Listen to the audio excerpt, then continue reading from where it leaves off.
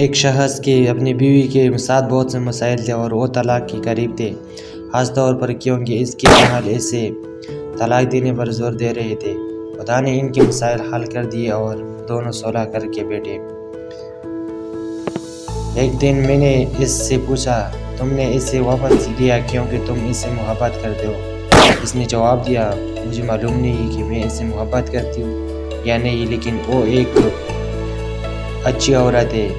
تصور کرے وہ سلاد میں بہت زیادہ دھنیا ڈالتی ہے، حالانکہ اسے پسند نہیں ہے، مگر وہ جانتی ہے کہ میں اسے پسند کرتا ہوں۔ پہلے تو میں نے اس کے الفاظ کو مذاق سمجھا، پھر میں نے جانا کہ انسان ایک اچانک اعلیٰ درجے بلوغت پر پہنچ چکا ہے۔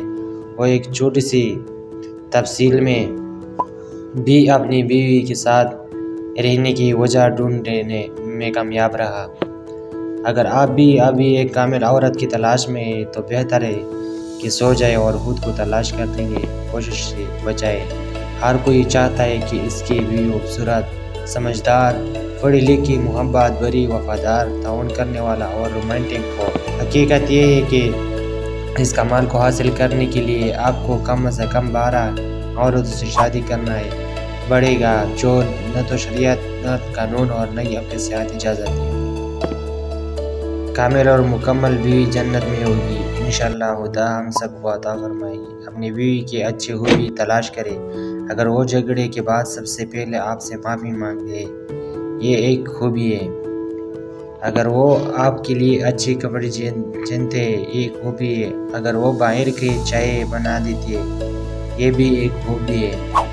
اگر وہ آپ کے تحفوں سے خوش ہوتی ہے اور انہیں سنبھال کر رکھتی ہے، ایک خوبی ہے۔ اگر وہ گھر کے خرچوں سے بچت کر کے آپ کے لیے جرابیں یا دیگر ضروری چیز خریدتی ہے، ایک خوبی ہے۔ اگر وہ جھگڑے کے آغاز میں ہی پیچھے ہٹ جاتی ہے تاکہ بات نہ بڑھ جائے، ایک خوبی ہے۔ اگر وہ اپنے والدین سے آپ کی شکایت نہیں کرتی، آپ دونوں ناراض نہ ہو جائے، یہ ایک خوبی ہے۔ خدا یہ کامل ہے اور تعلقات برداشت کے ساتھ چلتی ہے، نہ کہ غلطیوں کی تلاش کے ساتھ۔ جو کسی کو محبت کرنا چاہتا ہے، ایسے محبت کرنے کے لیے ہزار وجوہات مل جائے گی، اور جو نفرت کرنا چاہتا ہے، ایک ہی وجہ کافی ہے، اور ہم میں سے کوئی بھی غلطیوں سے پاک نہیں ہے۔